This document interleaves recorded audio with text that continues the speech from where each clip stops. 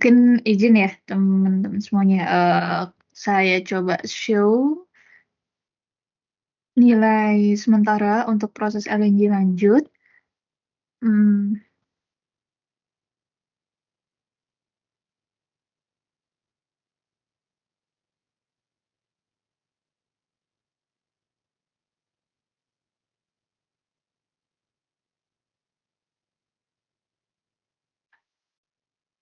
Mungkin apakah sudah terlihat? Betul ya, Bu. Sudah? Sudah ya?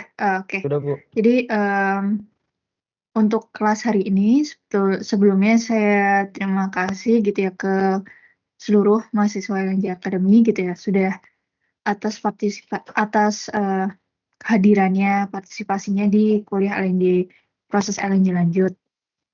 Nah, kemarin dari hasil sementara gitu ya, diskusi terkait UAS dan UTS diperoleh nilai finalnya seperti yang saya show di layar. Kemudian untuk nilai UTS ini saya ambil gitu ya dari presentasi, kemudian keaktifan mahasiswa ketika kelas berjalan. Kemudian untuk nilai UAS-nya itu diperoleh dari nilai sebagai penjawab dan nilai sebagai evaluator. Nah, kalau dari eh, tentu ya kalau misalkan teman-teman di sini, mahasiswa-mahasiswa di sini ada keberatan bisa langsung saja ke saya gitu. Ini ada beberapa update gitu ya. Sudah yang terupdate. Silakan Mas Agung kalau ada pertanyaan. Kamu ngapain? Ya, gimana? Enggak.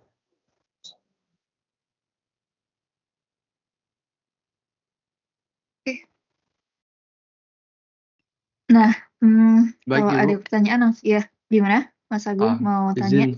Izin Ya, masuk, Ibu. Ya. silakan. Jadi kemarin ya, awal nilai yang telah dikirimkan ke Aulia Rahman kemarin kan nilai saya masih sama ya, Bu, ya, masih 88 dengan nilai UTS saya adalah 90. Terus kemarin itu dari rekan Muhammad Yusuf Iqbal itu uh, mengumpulkan beberapa pertanyaan keaktifan mahasiswa selama prestasi kemarin, dan saya juga mengirimkan beberapa pertanyaan yang telah saya utarakan kepada rekan-rekan yang lain.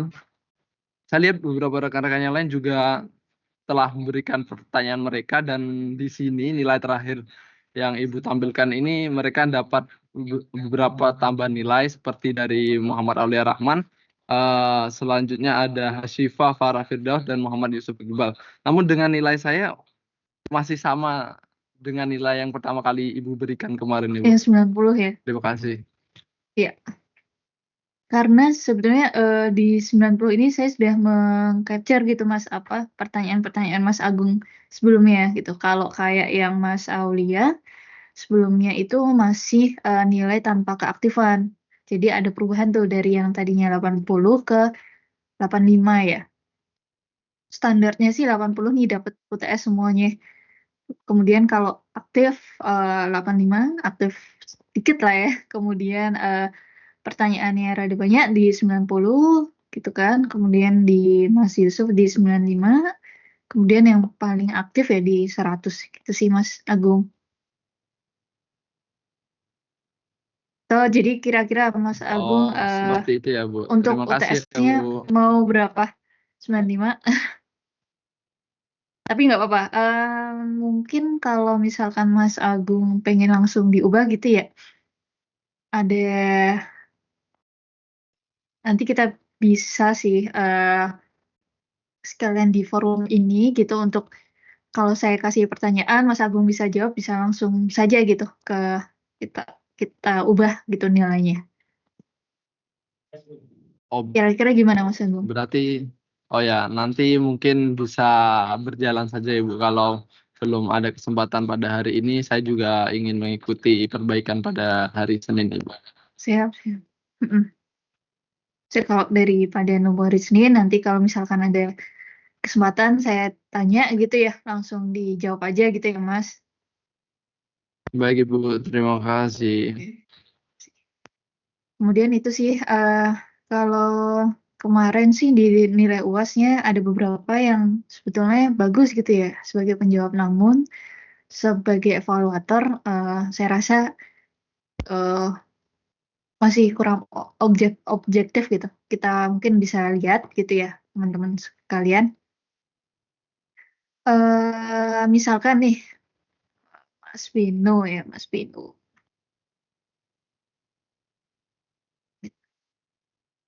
Nih ada yang 100 sebagai penjawab namun sebagai penilai 70. Misalkan ini Mas Dimas, Dimas Bayu Prakoso gitu ya.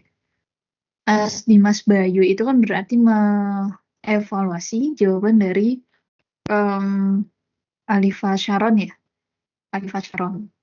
Nah, pertanyaan dari Mbak Alifa itu kan eh, proses yang terjadi di CO2 removal gitu kan. Jawabannya CO2 removal merupakan tahapan penilaian CO2. Kemudian kalau saya nggak salah ingat di bagian ini jawabannya agak lama gitu ya karena kolom ditanya diminta untuk disebutkan apa sih unitnya, itu kolom absorber, kemudian regeneratornya tidak menjawab. Nah, kemudian dari evaluasinya Mas Dimas itu dijawab gitu. Gas drum bukan termasuk unit di proses ini, tetapi jawaban yang disebutkan sudah benar semua. Nah, ini apa ya? Kalau menurut saya gitu ya, betul-betul dijelaskan gitu, nggak hanya jawaban sudah disebutkan sudah benar semua. Artinya kolom regenerator ini kan baru di terakhir gitu, yang perlu dijelaskan lebih dalam lagi sih gitu. Kemudian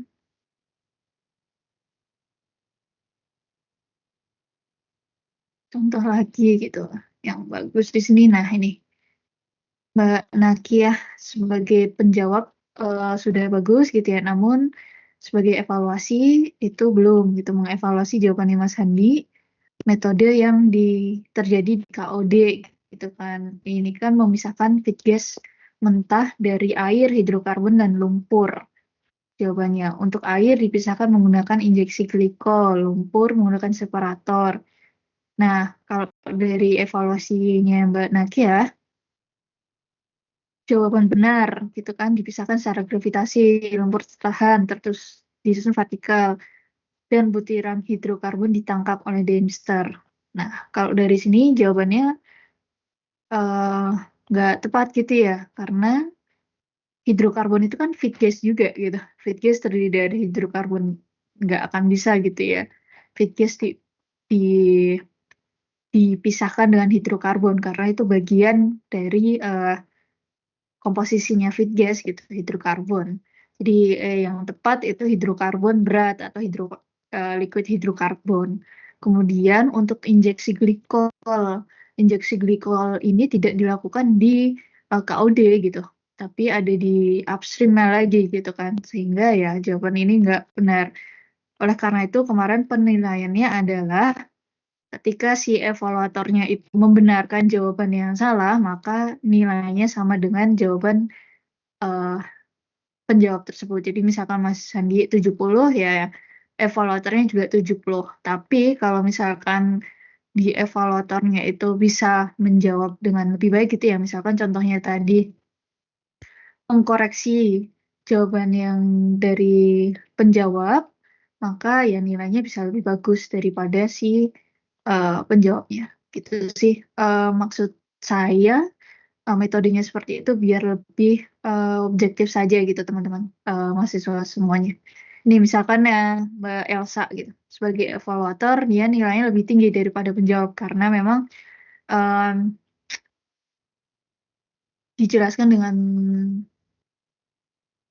dijelaskan dengan baik gitu sih. Oke, mungkin itu saja gitu ya awalan dari temuan hari ini. Kalau misalkan nanti ada teman-teman yang keberatan lagi, atas nilainya gitu bisa langsung ke saya. Cuma poinnya apapun nilainya di sini baik relatif gitu ya bagus atau enggaknya yang penting diperoleh dari kejujuran gitu. Karena apa gunanya gitu kalau nilainya tinggi tapi nggak jujur. Mungkin itu eh, untuk perbaikan kita lakukan hari Senin dan untuk hari ini saya coba jelaskan lagi sih terkait proses LNG lanjut. Nah, tapi biar lebih efektif gitu ya dari teman-teman semua di sini ada berapa orang? 18. Kira-kira mungkin setiap orang gitu mengajukan pertanyaan gitu. Mana yang belum jelas, mana yang perlu dijelaskan lagi. Mungkin itu mahasiswa semuanya. Mungkin kita mulai dari siapa ya?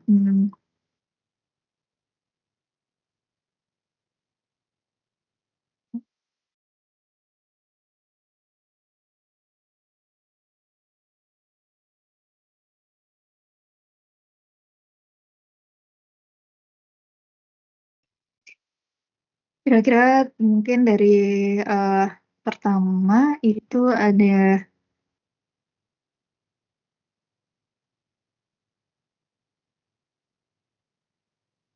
Mas Aulia Rahman. Kira-kira yang belum jelas yang bagian mana, Mas?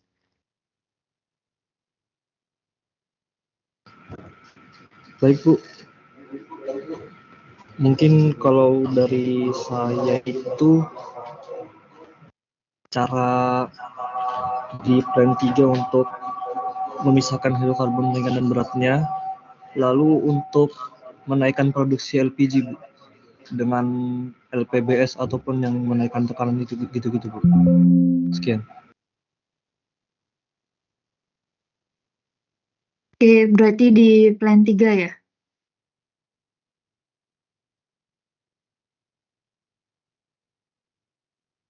Dia adalah pertanyaannya eh, bagaimana caranya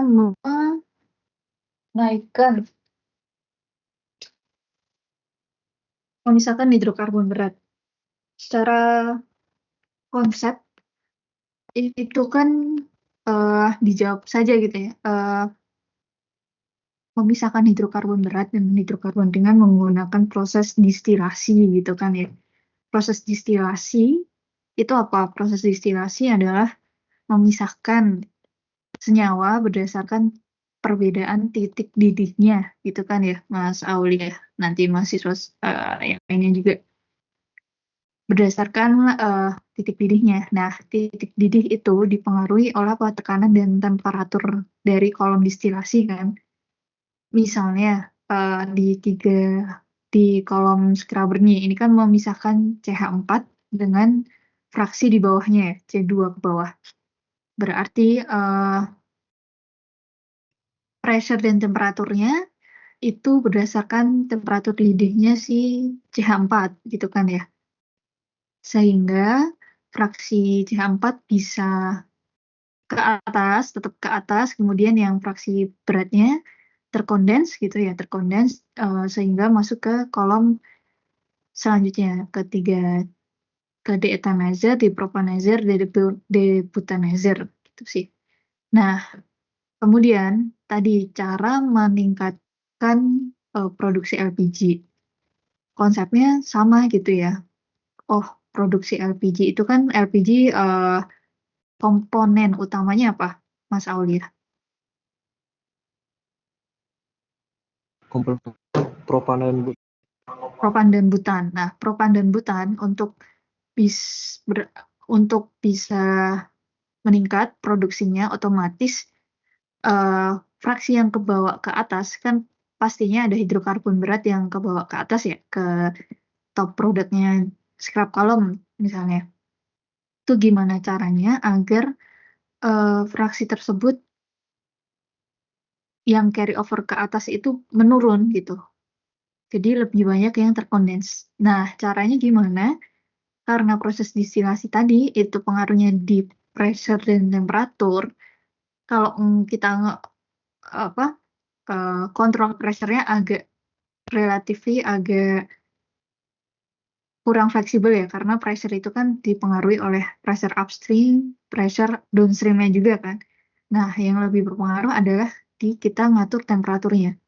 Kalau kita ingin hidrokarbon berat terkondensasi, hidrokarbon berat itu termasuk propan dan butan gitu ya, sehingga maka kita harus menurunkan temperaturnya di kolom ini, sehingga si hidrokarbonnya itu hidrokarbon berat C3C4 lebih banyak yang ke bawah gitu, ke bottom produknya distilasi, sehingga ketika fraksi C3C4 di bottom produk ini meningkat, dia akan dipisahkan di depropanizer dan deputanizer makin banyak juga gitu. Kalau misalkan di sininya kurang nih, bottom produknya di scrap kolomnya kecil, otomatis yang diperoleh nanti juga ke bawah-bawahnya, ke proses ke belakang gitu, itu juga menurun.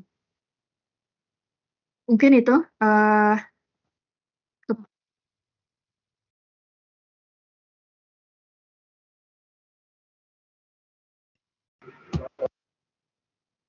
jadi konsepnya bukan langsung ke LPBS ya. LPBS itu kan padat kan, tapi secara konsep umum gitu ya, menurunkan temperatur si scrap column. Itu. Mungkin saya langsung tanya ke Mas Mikdad ya.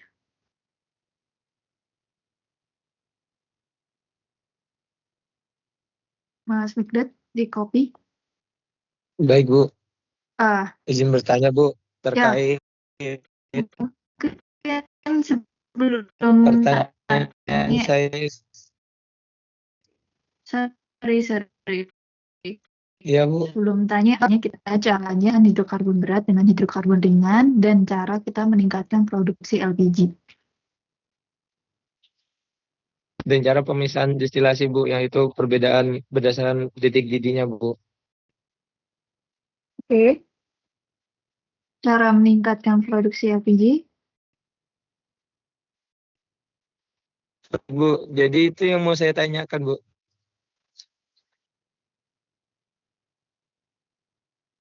Tadi kayaknya sudah dijawab. Mungkin teman-teman yang lain. Atau Mas Mugdad tadi kemana? Belum jelas ya. Mohon maaf, Bu, tadi dari WC, Bu. Mas Agung, silakan. Baik Bu, izin menjawab dari apa yang saya dengar tadi. Eh, Sebelum proses masuk ke 4E 40 pada LPBS tadi, sebenarnya untuk meningkatkan produk LPG itu dengan mengkondensasikan hidrokarbon berat yang ada di kolom 3C1, jadi jawabannya itu dengan lebih mendinginkan lagi suhu yang ada di 3C1, Bu. Karena untuk bisa mengkondensasikan itu ada dua cara, yang dengan temperatur dan tekanan. Sementara untuk tekanan sendiri kan bergantung pada upstream dan downstreamnya. Di sini lebih memungkinkan untuk mengkondensasinya itu menggunakan suhu. Jadi temperatur di 3C1 itu lebih didinginkan agar fraksi-fraksi berat yang lainnya lebih terkondensasi dan masuk ke proses selanjutnya, Ibu. Oke, mantap. Terima kasih Mas Agung jawabannya. Mas Mugdad Ibu, terima kasih kembali. udah paham? Bisa diulang? Siap, Bu.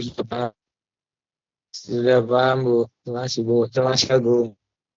Bisa diulang jawabannya Mas Agung?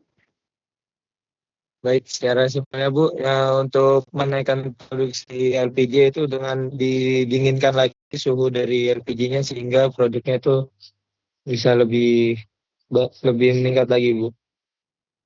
Suhu LPG-nya atau suhu apanya nih? Suhu LPG-nya propen butan tetap Suhu segitu-gitu aja. tekanan pada scrap column-nya, Bu. Suhu tekanan pada scrap column ya, maksudnya gimana?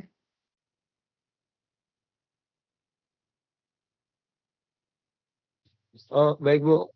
Temperatur pada scrap column-nya, Bu. Temperatur pada scrap column-nya.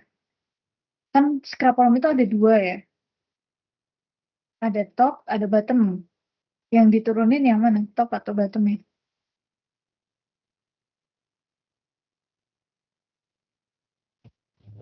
Yang topnya Bu.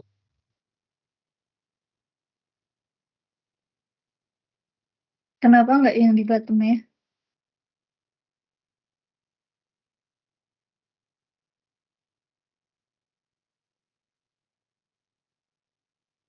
Karena yang bottom itu kan Bu sudah jadi cair Bu. Jadi yang perlu didinginkan lagi yang bagian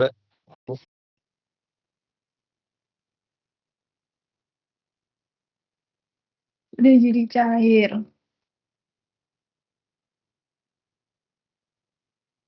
Ya simpelnya seperti itu gitu ya Mas Mikdad ya. Cuma apa bagian bottom itu kan reboiler gitu ya. Reboiler kalau misalkan kita ubah-ubah temperatur di bawah, artinya nanti ketika kita turunkan gitu ya, artinya CH4-nya masih malah ke bawah gitu kan, malah ke bottom product sehingga prosesnya proses ke belakang ini mengandung fraksi ringan yang lebih banyak. Kenapa di atas? Artinya kita mengkondensasi gitu ya, mengkondensasi lanjut hidrokarbon berat atau hidrokarbon penyusun LPG carry over ke top product sehingga memang uh, yang diturunkan nanti di bagian top product si scrap column. Oke, mungkin lanjut Mas Widat ada pertanyaan lainnya?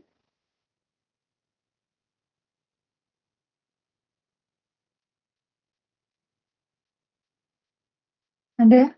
Ada nggak Mas? Oh, mungkin saya mau menanyakan tentang ini Bu. Kemarin kan rekan Sandy ada menjelaskan menjawab tentang LPBS. LPBS itu apa secara detailnya itu gimana ya Bu? Saya kurang paham yang bagian situ aja Bu.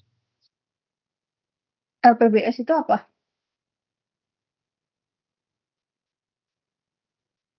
Mas Widat. LPBS. Halo? Baik Bu. Nah, makanya saya bertanya Bu, LPBS itu apa? Karena di jawab kemarin LPBS aja Bu. Ya, oleh karena itu sih LPBS itu kan istilah di PT Barit ya. LPBS justru Mas Handi silahkan coba dijawab LPBS itu apa Mas?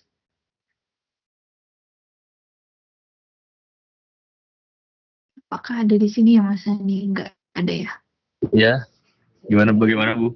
Oh ya, tadi Mas Migde tanya LPBS itu apa? Gitu. Mungkin Mas Handi bisa dijelaskan Mas. Kalau LTBS itu sendiri adalah LPG booster system Bu. Dia untuk meningkatkan kapasitas produksi dari bahan penyusun LPG itu sendiri, yaitu propan dan butan. Yang Ya, saya tahu seperti itu Bu. ya, itu Mas Migde LPBS. Dengan cara Baik Bu, seperti apa terima Mas kasih. Mas Migde LPBS itu bekerja?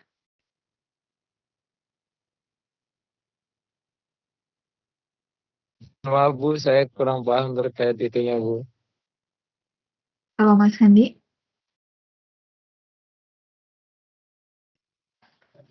Bu, cara meningkatkannya ya Bu.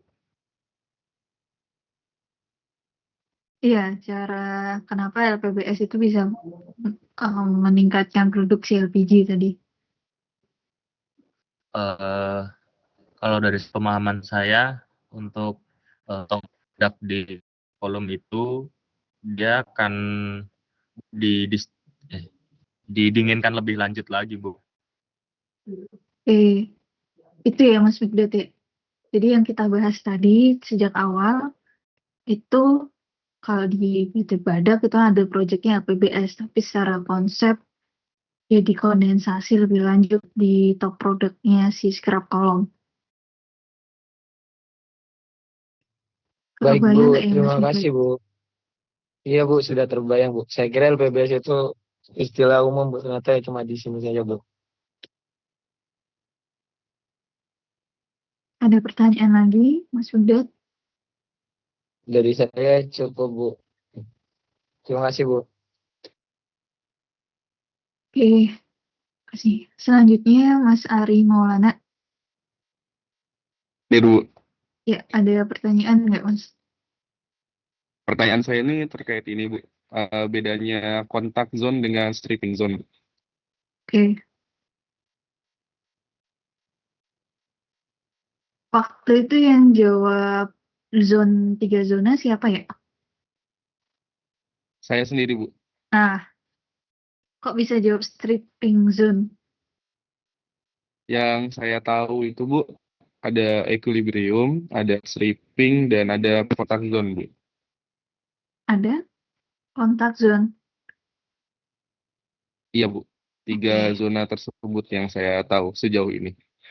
Mungkin bisa dikoreksi, Bu, agar saya tahu. Nah, 3 zona itu Mas Ari Maulana gitu ya. Tahu ada 3 zona itu, tapi nggak tahu perbedaannya gitu ya Mas Ari Maulana. Iya, Bu. Jadi saat itu hanya saya baca aja 3 zone itu. Tidak terlalu mengetahui perbedaan dari ketiganya. Hmm. Seperti itu, Bu. Penjelasannya nggak ada di sana. Waktu saya belajar kemarin itu hanya melihat gambarnya aja. Jadi nggak sempat saya baca penjelasannya waktu itu. Terlewat lah, Bu. Dry gas gitu. Nah, lama-kelamaan bukan baca fasilitas kan? Tidak kalau itu, Bu. Saat itu juga saat saya ditanya Ibu, saya juga jawab saat di live-nya juga bahwa saya kurang paham. Jadi saya tidak menjawab pertanyaan Ibu waktu itu.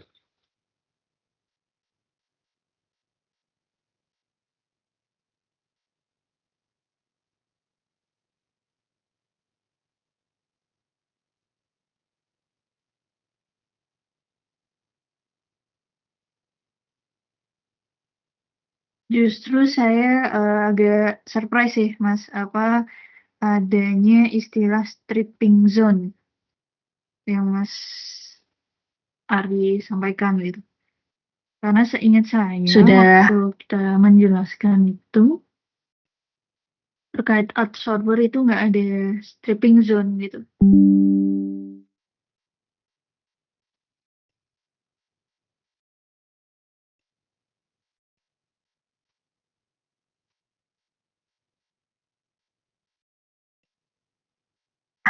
Dry gas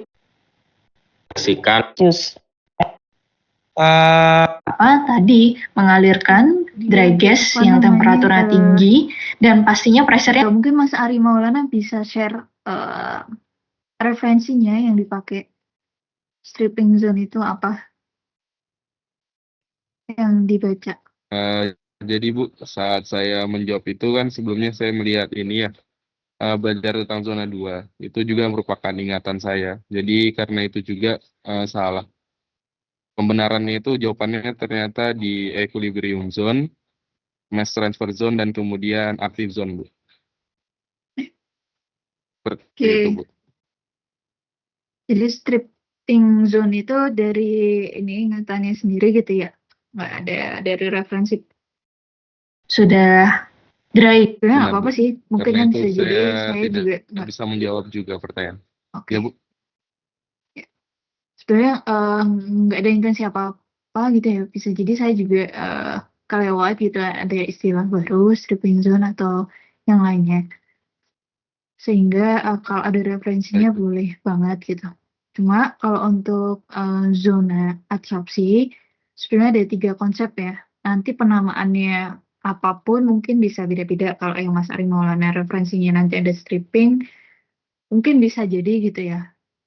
Ada, tapi secara konsep ada 3 zonanya. Itu pertama zona kita nggak ngomong istilah dulu, tapi peristiwa yang terjadi gitu ya. Di bagian atas itu kan feednya masuk nih, feed masuk masih mengandung banyak moisture gitu ya Mas Ari Maulana ya. Banyak moisture sementara siapa namanya si absorbernya itu mengandung moisture yang sedikit kan. Nah, ketika ada perbedaan konsentrasi, maka disitulah terjadi perpindahan massa moisture dari feed gas ke adsorbernya. Kebayang, Mas? Ini di bagian atas. Siap Bu, terbayang Bu. Saya Oke, catat juga Bu. Terima kasih Bu. kebayang. Kemudian ketika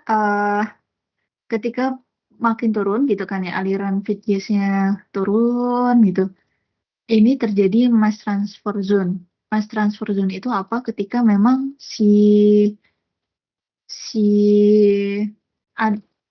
di sini kan pasti jenuh sekali ya si adsorber itu, karena ada perbedaan konsentrasi yang sangat sangat sangat tinggi.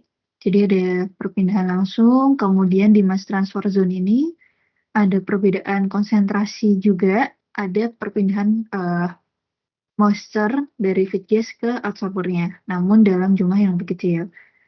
Tapi di sini bisa dikatakan jenuh gitu, karena feed moisture di feed gasnya langsung pindah gitu ya ke adsorbernya gitu kan ya. Kemudian sehingga mencapai kesetimbangan gitu. Kemudian masuk ke transfer zone, ada proses perpindahan lagi hingga akhirnya setimbang nih moisture di feed gas dan adsorber itu kan lama-lama uh, feed gas moisture di feed gasnya menurun, kemudian di adsorbernya juga menurun gitu ya. Sehingga di sini lanjut ini udah menjadi gas kering lah ya. Gas kering, adsorbernya juga masih fresh gitu, tidak menyerap si moisture moisture lagi gitu, karena sudah tidak ada perbedaan konsentrasi antara feed gas dengan si adsorber itu. Mungkin itu ya Mas Ari. Jadi ada 3 zona: equilibrium zone, mass Baik Bu. transfer zone, active zone. Di sini di mass transfer zone ini pada dasarnya di equilibrium mass transfer ini terjadi perpindahan. Kemudian di active zone ini makin lama ini menurun gitu ya. Dengan seiring waktu penyerapan si moisture dari feed gas, sehingga perlu diregen. Kapan perlu diregen? Ketika sudah tidak ada active zone-nya atau sudah kecil gitu, sedikit gitu. Sehingga perlu diregen dengan gas kering. Gas kering ini akan menyerap moisture yang terkandung di adsorber, kebalikan dari proses absorpsi sebelumnya. Dan itu Mas Ari Maulana, kira-kira jelas atau tidak? Jelas Bu. Terima kasih Bu. Oke. Mungkin Mas Wahyu. Mas Wahyu. Baik Bu, hadir Bu. Wahyu, boleh dijelaskan Baik Bu, ulang apakah terkait tentang proses baik adsorpsi zonanya? pertama tuh dari bagian atas tuh feed masuk banyak moisturnya, sementara absorbernya mengandung moisture yang sedikit. Perbedaan Iya. konsentrasi jadi perbedaan massa. Ketika makin turun aliran feed gasnya terjadi mass transfer zone.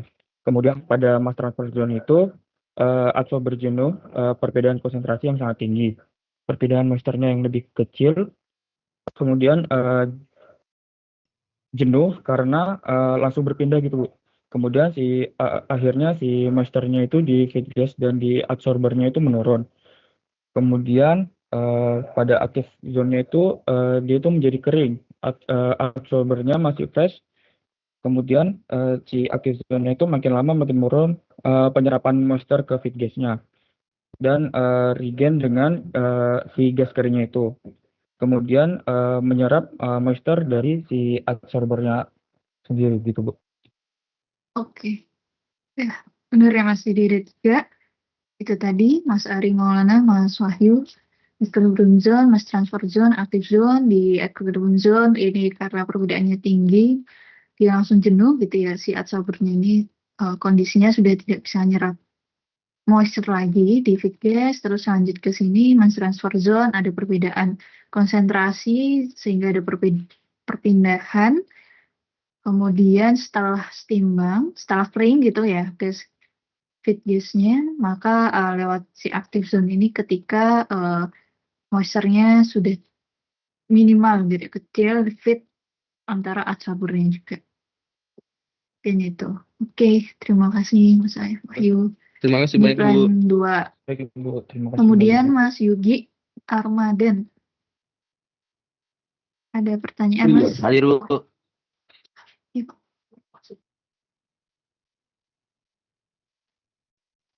Iya, Bu. Ya, gimana Mas Yugi, ada pertanyaan? Baik Bu, saya izin bertanya Bu.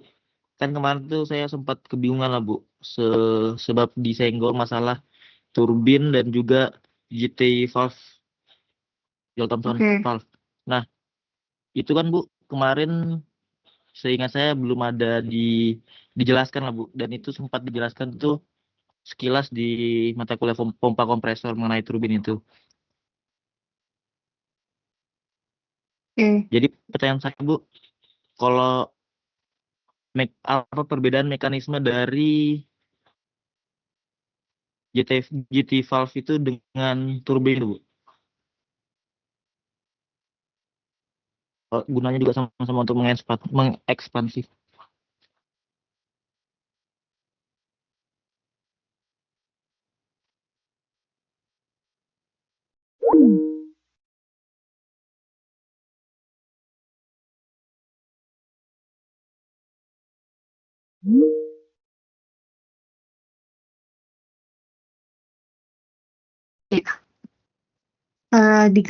Di layar sudah terlihat ya Mas ya. Ini proses Ya Bu, sudah Bu. refrigerasi secara umum gitu kan. Pertama di Ya Bu. poin A, kita lihat di poin A. Ini fasenya masih vapor, gitu kan? Di saturated vapornya di A, pressure-nya masih rendah, kemudian entalpinya di sini. Di kompres berarti pressure-nya meningkat gitu ya Mas ya. Dari Ya Bu. proses A ke B ini polytropic compression namanya ya. A B. A ke B. Kemudian dari B ini vapor bertekanan tinggi, diturunkan temperaturnya. Melalui di superheating, turun, terus karena ini masuk ke dua kurva ini pH diagram, berarti ada perubahan fase nih di sini dari B yang sini C ya. Ini B masih vapor, turun temperaturnya dari sini titik ini ke titik C itu terjadi perubahan fase. Nah,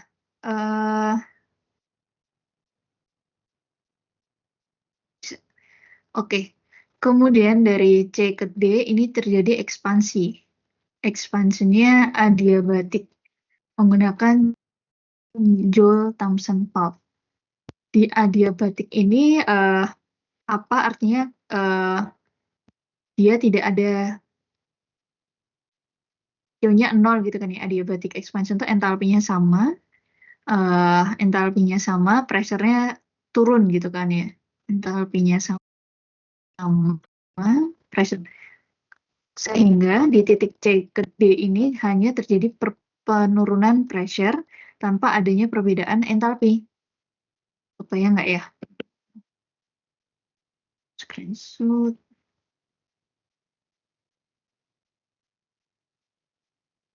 Nah, ini ya. Ini kan C ke D nih ya Mas ya. Masih D. C ke D. C ini pressure-nya masih tinggi, D ini pressure-nya masih sudah rendah gitu ya.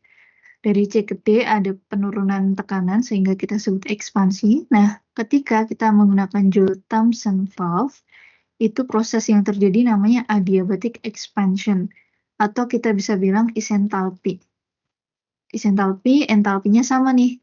Ini kan kita misalkan H di titik D sama H di titik C ini sama. Gitu ya Mas ya. Kebayang? Ya, Nah, Bu. kalau turbin itu entalpinya beda. Jadi misalkan nih turbin sama-sama pressure-nya rendah, turun gitu. Tapi ini bisa jadi ke sini nih entalpinya. D aksen ya aku bilangnya. D aksen berarti dia punya H entalpi atau H aksen nih di sini. H titik C sama H di titik ini itu berbeda. Kalau di turbin, kalau di valve, titik valve, entalpi di sini, titik awal dengan entalpi di titik akhir itu nilainya sama. Bayang nggak Mas Yuki ya? Ya Bu, bayang Bu.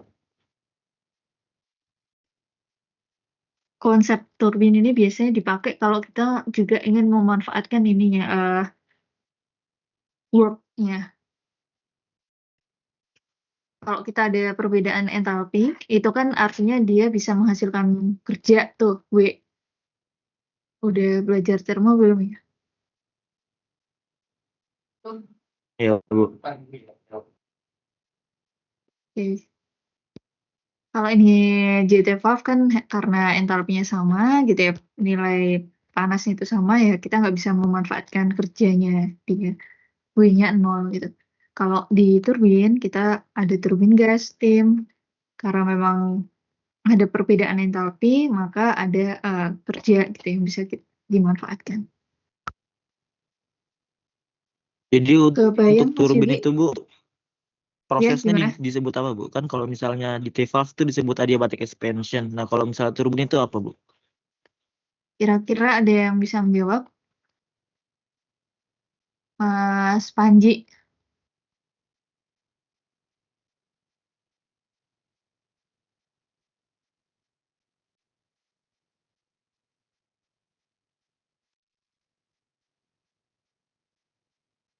Mas Panji bisa menjawab.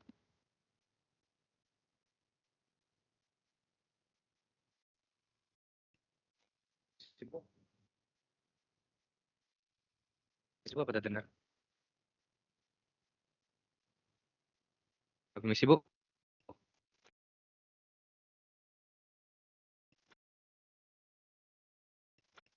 Kan, Bu. Kalau isentropik gimana tuh maksudnya?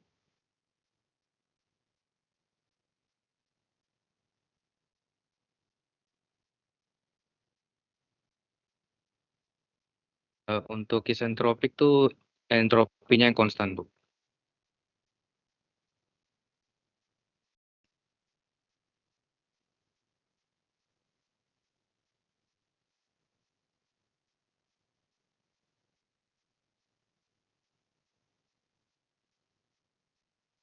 Kira-kira Mas Yugi benar nggak?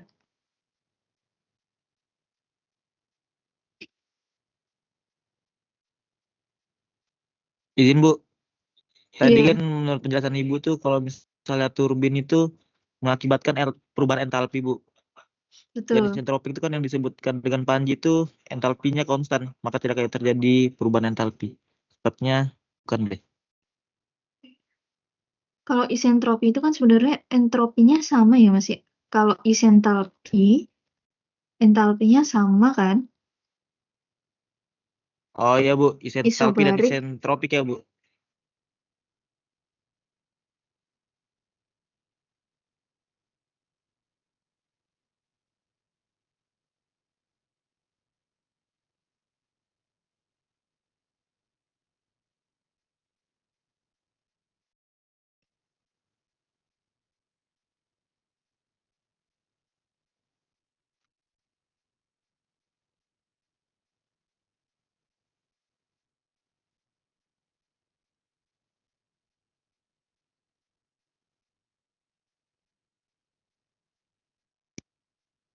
Yang rotating siapa ya di sini?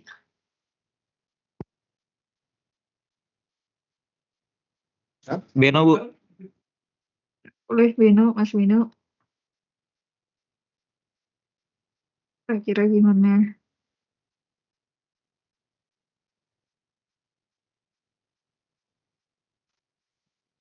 Saya juga kurang begitu tahu.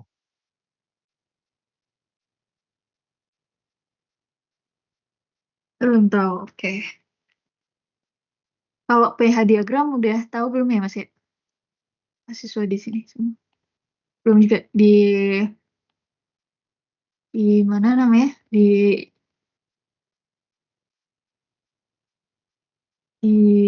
termodinamika diajarin nggak ya?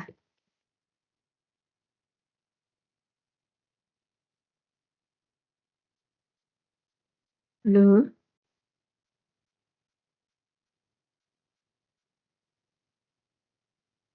halo, Mas Pino atau teman mahasiswa yang lainnya?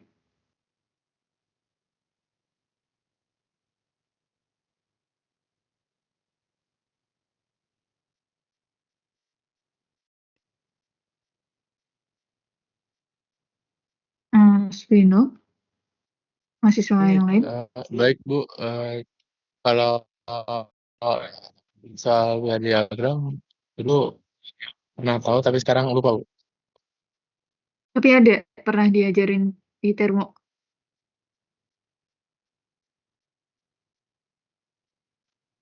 atau belum juga?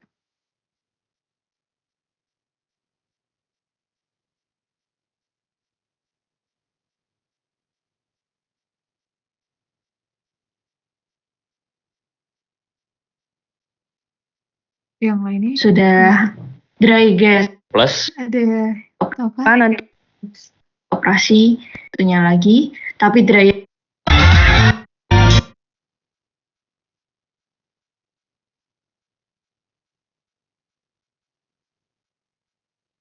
silakan Mbak Syifa Farah. Baik Ibu, untuk turbin expander tadi saya setuju Bu kalau misalnya turbin expander itu dia isentropi. Kalau misalnya GT valve isentalpi Bu. Ya, oke benar ya Mbak Hasifah Farah. Oh ini sih Mas Bino, Mas Anji untuk di pH diagram gitu ya nanti ada mengulang saja ya. Berarti ini kan sebetulnya harusnya diajarkan di termodinamika. Nah, di sini ada namanya diagram pH, pressure P, entalpi H gitu kan ya. Kemudian di sini diagram dua fasenya gitu ya. Ada kayak kurva. Ini berarti yang di tengah-tengah kondisi temperatur, pressure atau entalpi yang berada di tengah-tengah ini kubah gitu ya. Itu berarti dua fase gitu. Ini saturated liquid, di sini saturated vapor. Dari sini. Kemudian di warna ungu nih garis entropinya tuh. Entropi yang hijau ini volumenya, kemudian yang merah temperaturnya. Kalau isobarik berarti apa yang sama? Yuk, dijawab. Tekanan Bu. Tekanan, oke. Pressure-nya Tekanannya sama Bu. gitu ya. Isobarik gitu kan. Kemudian kayak pompa ngikutin apa? Pressure-nya naik kan. Pressure-nya naik tinggal dia kerjanya seperti apa? Apakah entalpinya sama atau enggak? Itu nggak sama gitu kan. Makanya kita butuh usaha gitu kan. W-nya ada. Tadi expansif GT valve itu dia bekerja prinsipnya dengan metode di mana entalpinya sama nih. Jadi misalkan di titik sini di saturated liquidnya gitu ya. Sinilah dia diturunin pressure-nya sama entalpinya. Di titik ini A, ini B, katakanlah entalpi di A dan B itu sama isi entalpi gitu kan. Ini GT valve. Nah, kalau turbin itu mengikuti garis isentropinya. Jadi, misalkan di sini kan A ini entropinya warna ungu gitu ya. Mahasiswa semuanya. Itu di 3 nih misalkan. Hapus. Warna oranye. Nah, ini kan A di sini ya. dia ngikutin garis yang ungu nih. Yang ungu. Set. Di pressure-nya finalnya di B kan. Di sini itu. B-nya di sini, B2. Jadi dia di sini finalnya di aksen. Sehingga dia HB aksen. Jadi HA, ini kan HA nih. Di sini ya, set. Gitu. Sama HB aksen itu mengikuti si garis isentropinya, set yang warna ungu. Ini ada perbedaan. H aksen dan HB aksen ini sama beda. Dia mengikuti isentropi. Ini prinsip di siklus turbin ekspansi. Kalau GT valve dia mengikuti garis isentalpinya. Isentalpinya kan lurus aja gini, set. Jadi entalpi di titik A sama dengan entalpi di titik B. Yang berbeda apanya? Yang berbeda nanti entropinya. Entropinya beda, A sama B-nya, kemudian temperaturnya beda atau enggak nih? Beda kan? A sama B juga beda.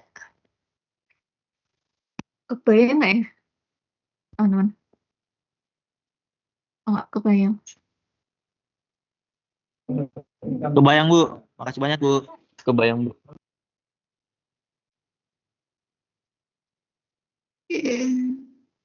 Mas Beno, boleh diulang? Berarti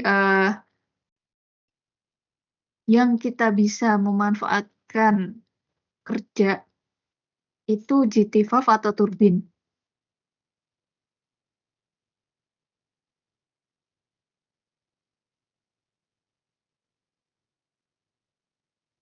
Mas Beno, Baik Bu, jadi yang kesimpulannya itu GT valve itu isentalpi adiabatik dan turbin expander itu isentropi Bu. nah yang kita bisa manfaatkan usaha atau kerjanya itu GT valve atau turbin. GT valve Bu. Yakin? Turbin Bu, mau Bu. Kenapa turbin? Kenapa tadi jawab GT valve? Nggak, lupa Bu. Gimana Mas Beno? Coba dipikir dulu.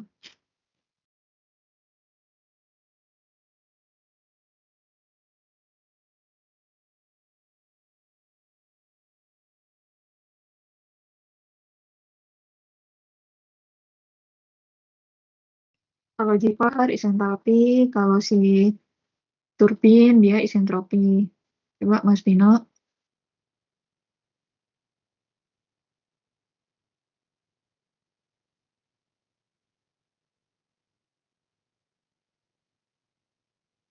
Mas Agung, silahkan. Baik, Bu.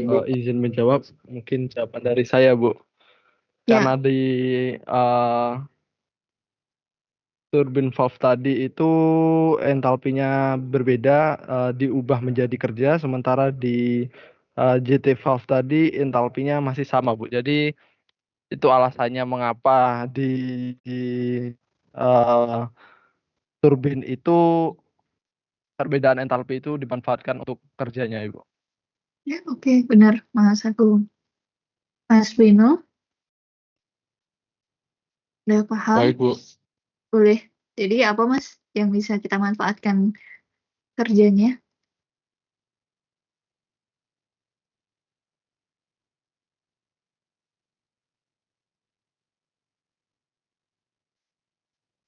Yang berfungsinya untuk kerjanya itu Bu.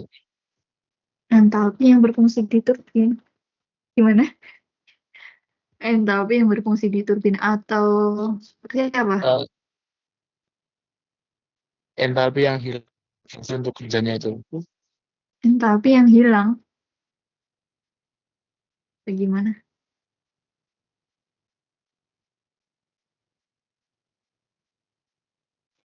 Yang berubah kali ya Mas Beno ya?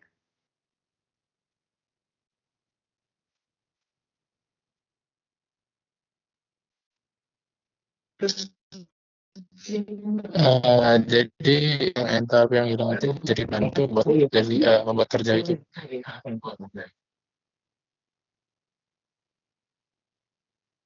Entalpinya mungkin bukan hilang kali ya, entalpinya berubah gitu kan. Kalau hilang itu seolah-olah ya dia hilang gitu. Lebih baik karena adanya perubahan Iya entalpi itu. itu dikonvert ke kerja gitu. Iya Bu. Iya Pak, Mas Bino, boleh diulang. Mungkin jawabannya bisa lebih jelas, lebih detail gitu, Mas.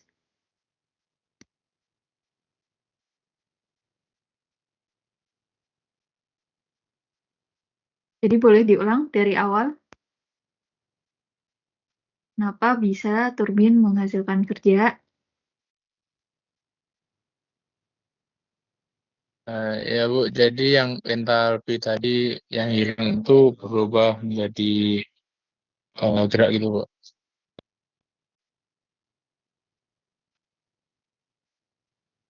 Karena apa? Berubah jadi gerak karena Karena perbedaan entalpi. perbedaan entalpi. Perbedaan entalpi sendiri terjadi karena si turbinnya bekerja mengikuti garis apanya? Garis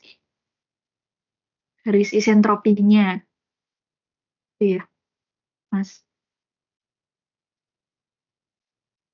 Baik Bu. Gimana Mas? Boleh diulangi. Jangan baik. Iya, iya. Coba diulangi biar teman-temannya yang lain bisa kebayang gitu dari awal.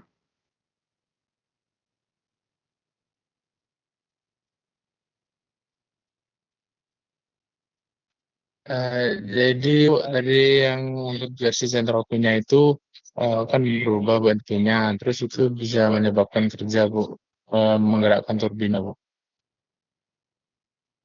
Apanya tadi? Sorry nggak jelas. Turbin. Jadi perbedaan entalpi pada versi entropinya tadi menyebabkan perbedaan lalu dapat menggerakkannya itu Bu. Eh, hmm,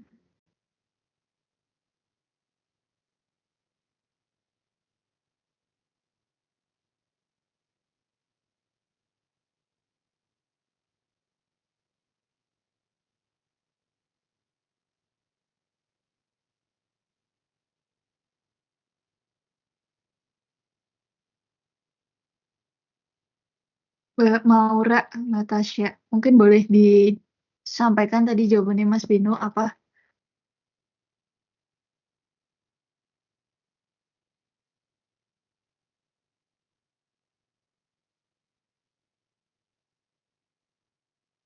Halo,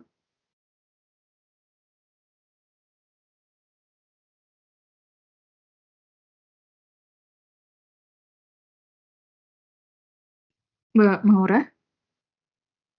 Ya Bu, boleh diulangi jawabannya Mas Bino tadi apa?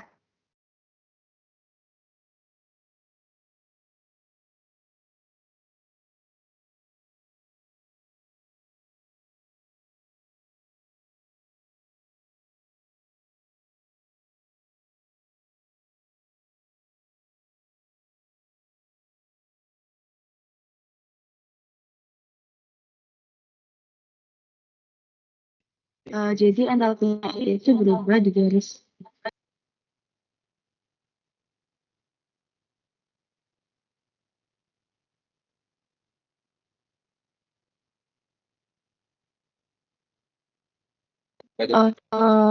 Kemudian mengakibatkan perubahan sehingga turbinnya bisa bergerak gitu.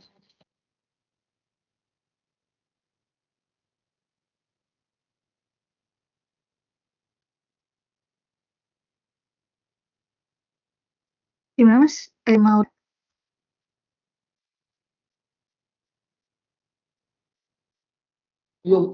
Sudah Bu tadi. poinnya itu ya, turbin bekerja menggunakan prinsip isentropi. Dia bekerja ngikutin garis isentropinya. Jadi bukan gimana ya, konsepnya dia ngikutin garis isentropi, berarti di sana ada perbedaan entalpi yang mana itu diubah ke kerja. Tuh.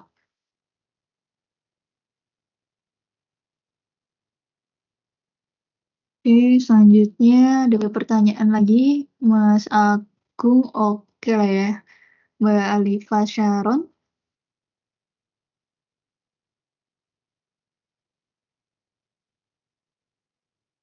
Mbak Alifa.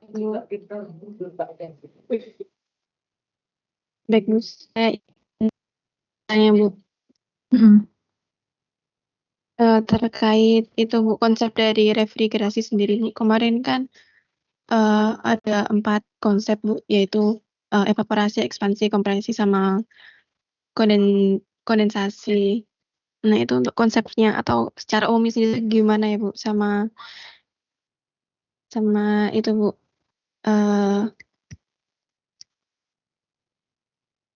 Fluida, apa namanya? Kenapa itu harus di plan 4 itu harus dicairkan 2 kali, Bu, pakai propan sama MCR, Bu. Pertama, kalau dari sisi konsep gitu ya Mbak Alifa,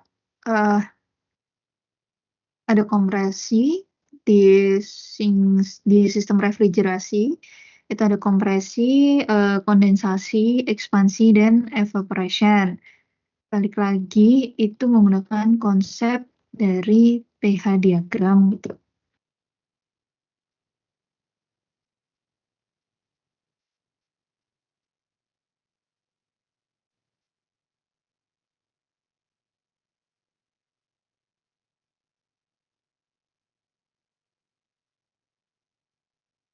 Kalau sebetulnya ada beberapa tipe refrigeran gitu ya. Kalau yang di badak itu menggunakan 2 kali ini. Menggunakan C3, kemudian MCR. Ini kenapa? Pertama, ini kan feed gas,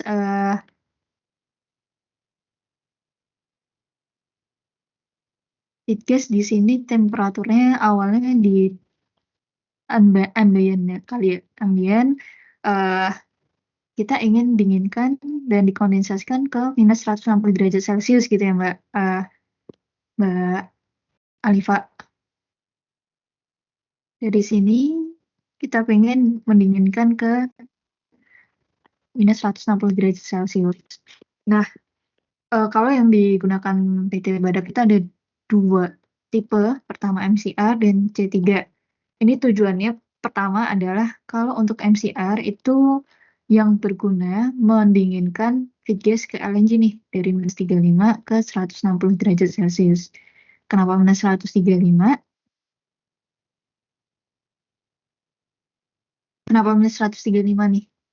Karena dia nggak bisa sampai ke 45 ya. Ujungnya kita pakai seawater nih. Seawater itu adalah temperaturnya di 45 derajat Celcius.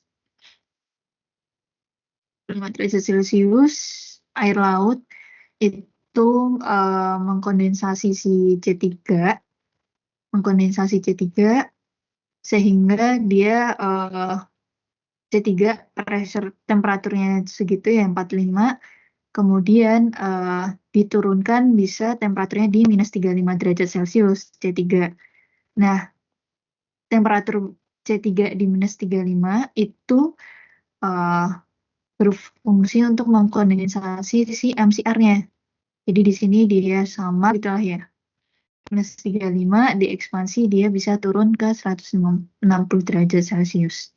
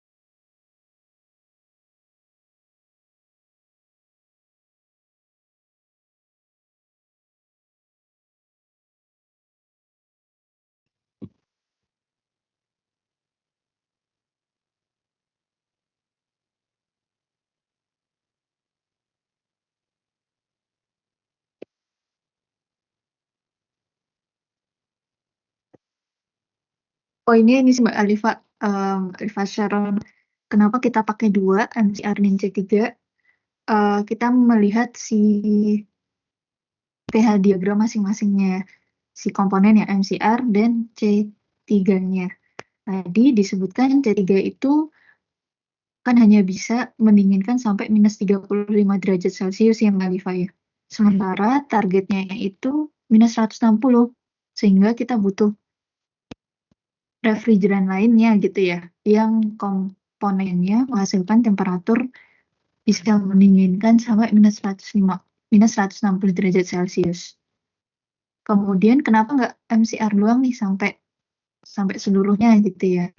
Ya karena di sini kan ada pressure nih. Pressure kalau kita hanya bisa mengkondensasi kayak seawater 45 derajat, nanti temperatur di sini tidak bisa mencapai minus 160 derajat Celcius. Konsepnya sih di diagram ini sih, Mbak Alifa.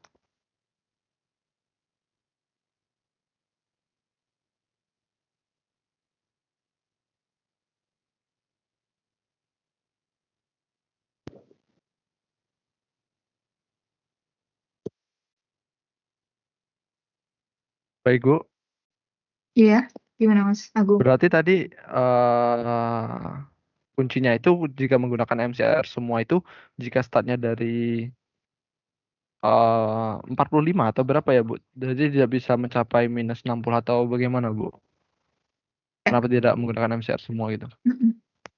Kenapa tidak menggunakan MCR semua nih?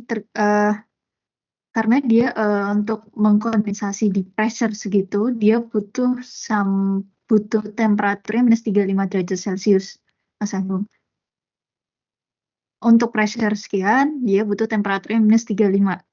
Nah, kalau kita hanya punya seawater, kan seawater gitu ya, endingnya air laut. Air laut itu hanya bisa sampai 45 derajat Celcius kan, tidak bisa lebih dingin lagi ke minus 35. Baik, Bu. Terima kasih, Bu.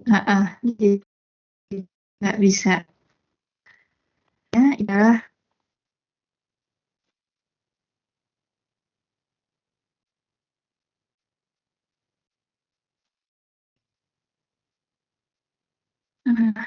sih.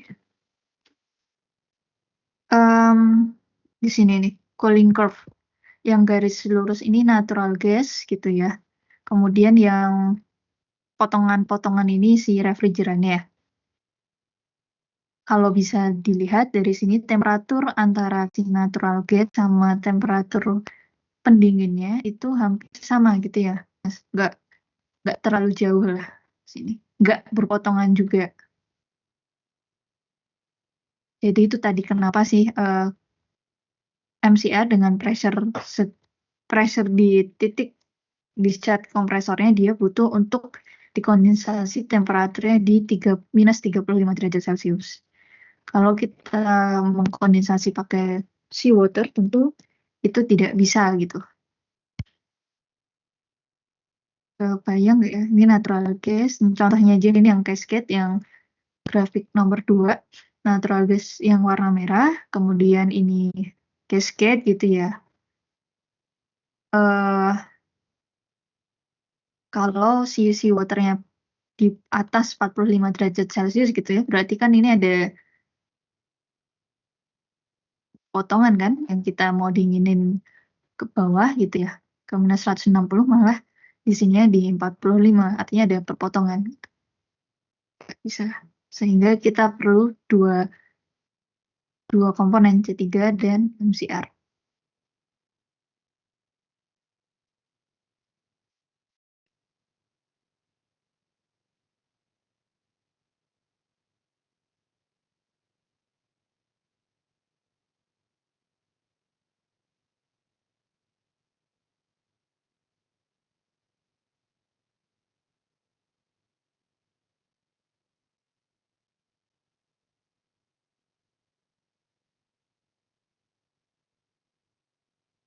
Oke, ada pertanyaan lagi, Pak Alifa?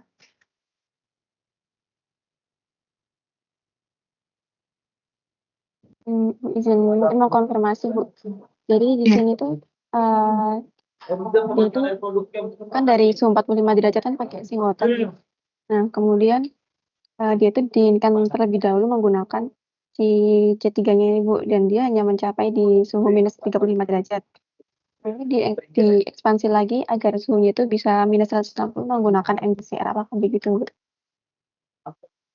Iya, betul Mbak. Jadi C3 di pressure yang rendah itu kan temperatur yang di minus 35, sehingga belum bisa gitu ya mencairkan feed gas sampai LNG.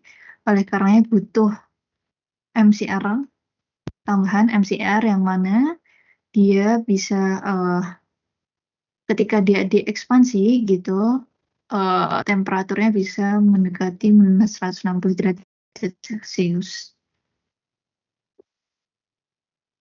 Oke. Mungkin itu Baik, Mbak Bu. Alifa. Ya, Mas Sandy, kira-kira ada lagi pertanyaan?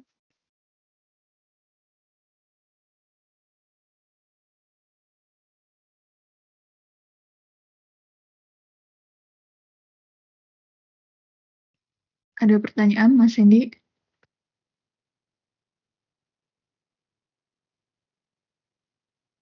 Sandy?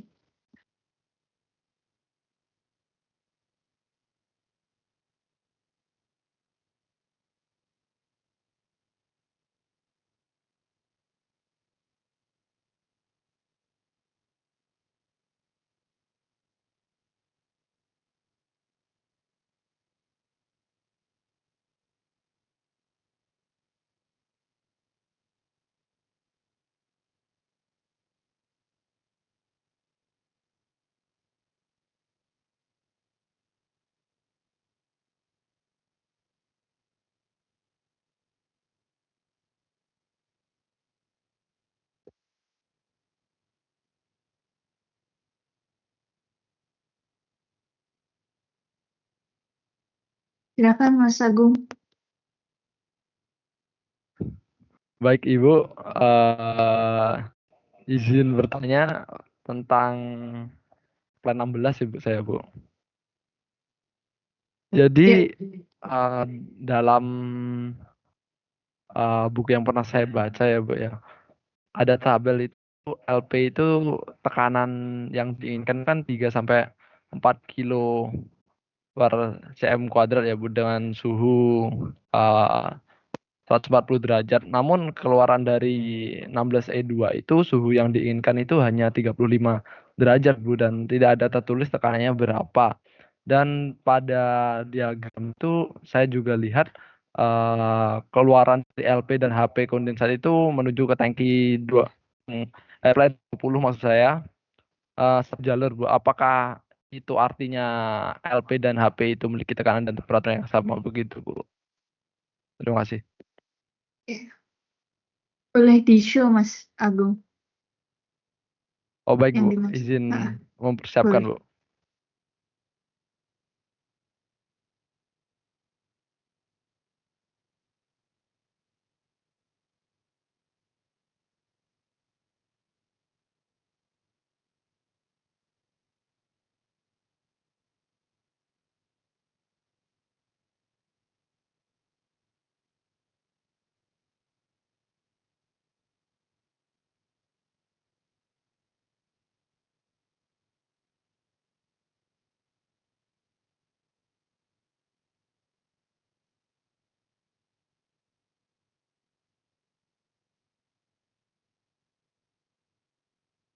Baik Ibu, jadi yang saya maksudkan tadi itu pada LP-nya, ya ini 16E2 ini kan keluarannya ini 35 derajatan ya Bu.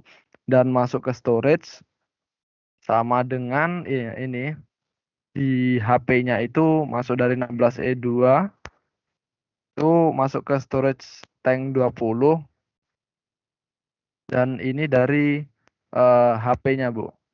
Jadi seperti satu jalur gitu Bu. Bagaimana ya Bu?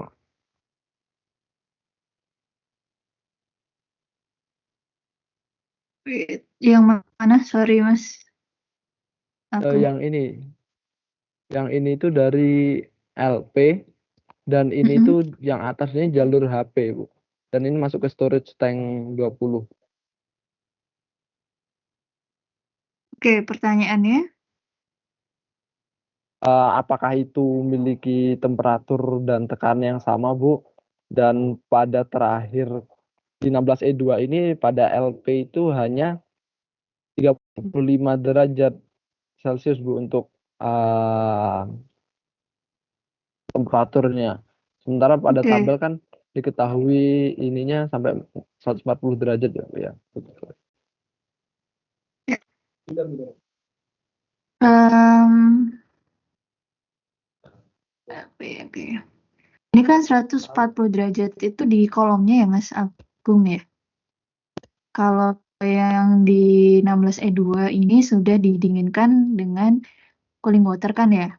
Cooling water Ya, memang benar. konservatifnya di temperatur 45 derajat Celcius walaupun aktualnya nanti temperaturnya bisa lebih rendah daripada itu.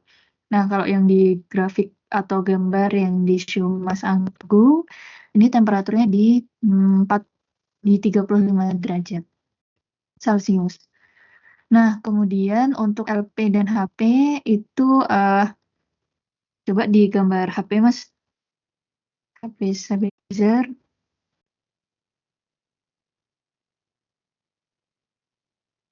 Oh, Ibu, ada 4 ini, Bu.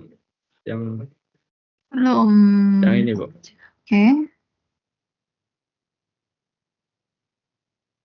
Yang sebelumnya, Bu. Ini. Ya, ini akan didinginkan lagi gitu kan ya?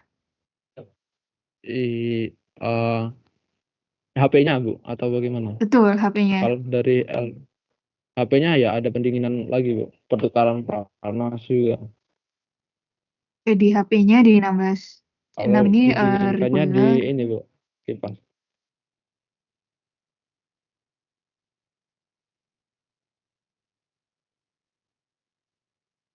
Tuh storage ini.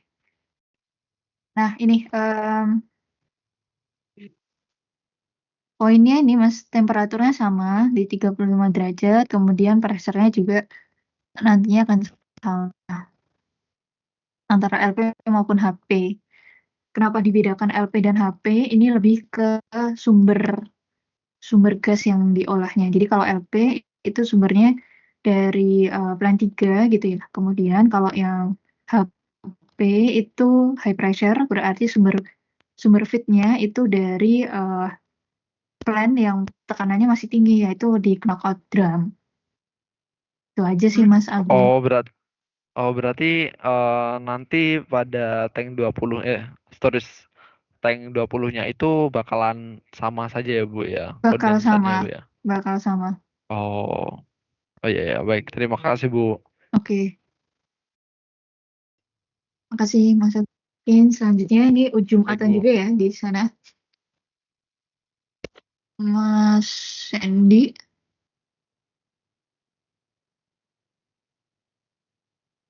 Ada Iya, Ibu. pertanyaan? Oke, Mas Madrid, silakan. Bilang kamu pakai deviceku. Izin Bu, saya menggunakan device-nya Mikdat Ibu. Oke. Oh, iya, Bu. Mungkin saya mau bertanya tentang yang kemarin tuh kan BEM itu ada menyebutkan parameter tentang RVP, Bu. Itu maksudnya apa ya, Bu?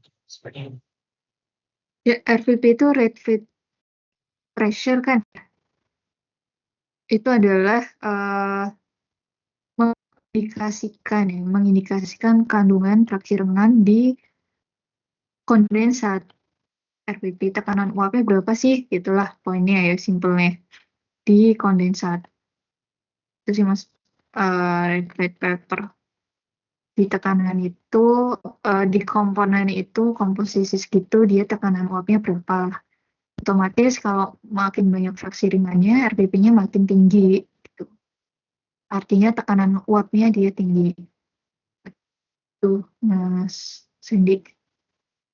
Dan tentunya itu bukan parameter dalam mencairkan LNG ya, nggak ada ngaruhnya RVP sama LNG. Oke. Baik Ibu. Siap Ibu. Pertanyaan selanjutnya Mas Yusuf, kalau ada pertanyaan atau sudah cukup?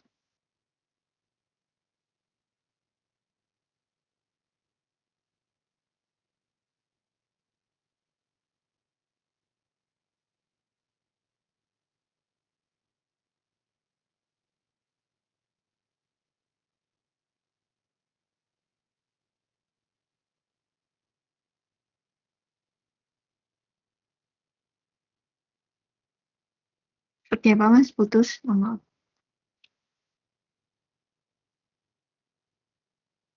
Ya,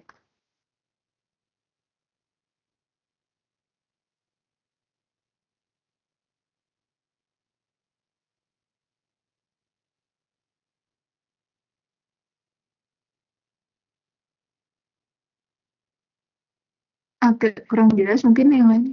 Belum jelas Mas Yusuf, sorry.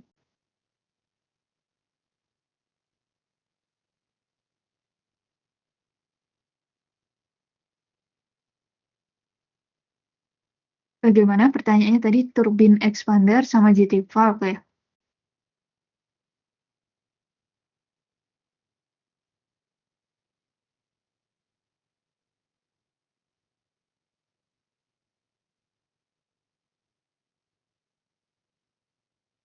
Oke, oke.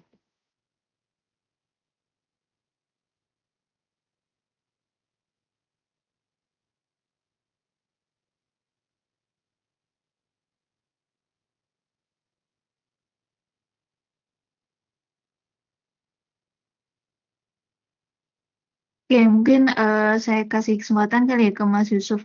Kemarin kan mengevaluasi terkait pertanyaan atau jawaban dari Mbak Nyar untuk RVP-nya gitu. RVP rendah jadinya bagaimana untuk kondensat, parameter kondensat selain RVP, asal terbentuknya water content. Kemudian jawabannya RVP rendah berarti kondensat memiliki volatilitas rendah sehingga lebih stabil dan tidak mudah menguap. Hidrokarbon ringan berlebihan. RVP rendah, hidrokarbonnya ringan. Water content N21.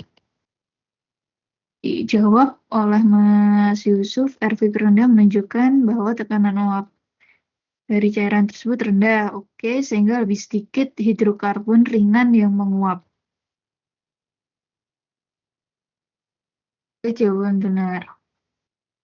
Bahwa pada kondensat terdapat hidrokarbon ringan berlebihan yang tidak menguap. Nah, ini benarnya ini maksudnya kayak gimana ya Mas Iqbal? Mas Yusuf?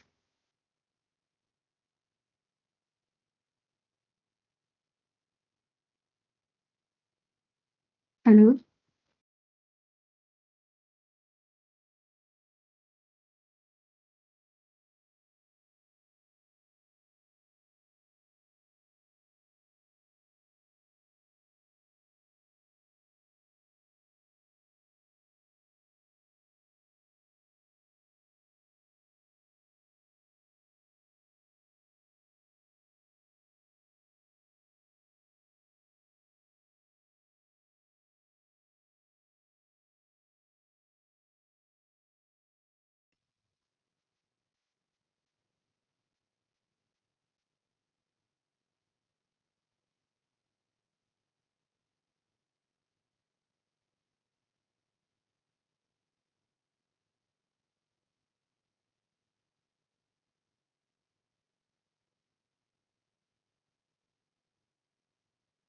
Ini RBB rendah itu kan berarti si kondensatnya itu dia nggak mengandung atau sedikit hidrokarbon ringannya gitu ya. Sebenarnya lebih ke ini sih, nggak usah ada kata-kata menguap. Jawaban benar, pada kondensat terdapat hidrokarbon ringan yang berlebihan yang tidak menguap nih.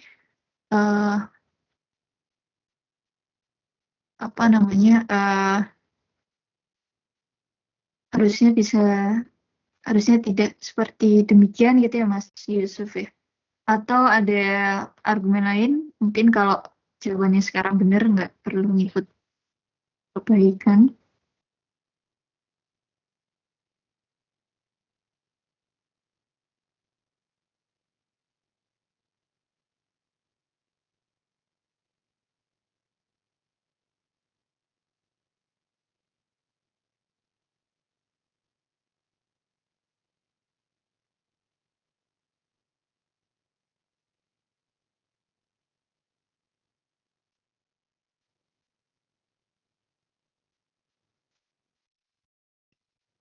Terus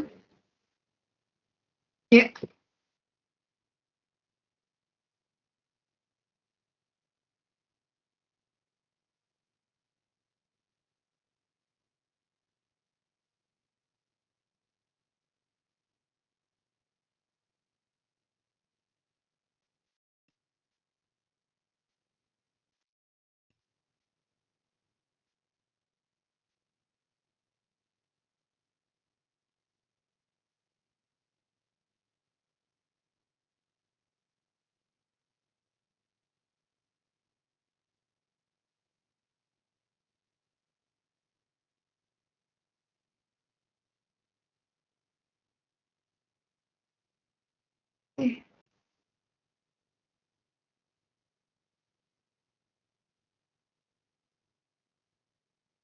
eh, mungkin lanjut aja ya, udah jam 11 juga di sana.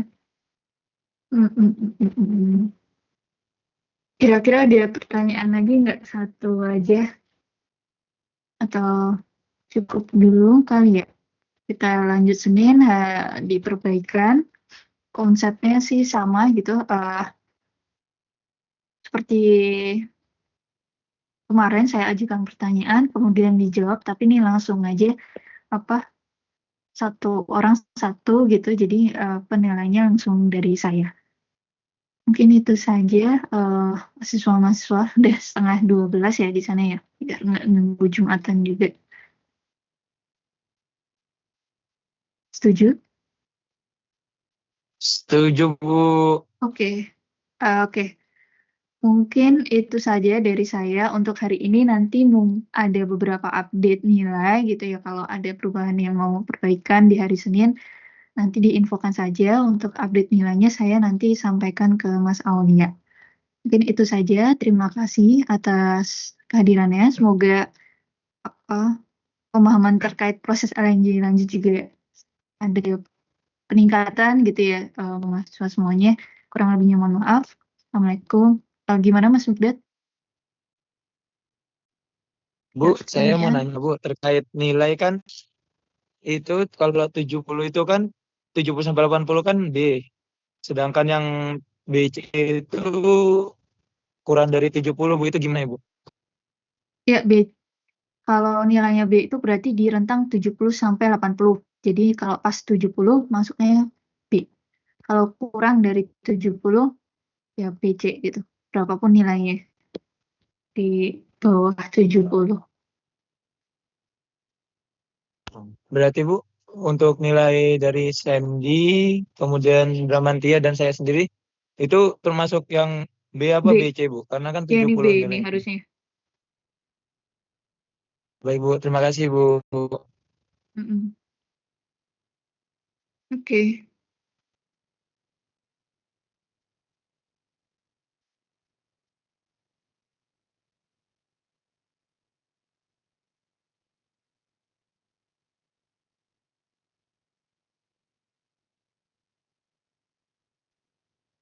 Udah cukup. Baik, Oke, Bu. mungkin Terima itu kasih banyak, saja. Bu. Ya, mungkin itu saja dari saya. Kurang lebihnya mohon maaf. Assalamualaikum warahmatullahi wabarakatuh. Selamat Jumatan, teman-teman. Terima kasih, Bu.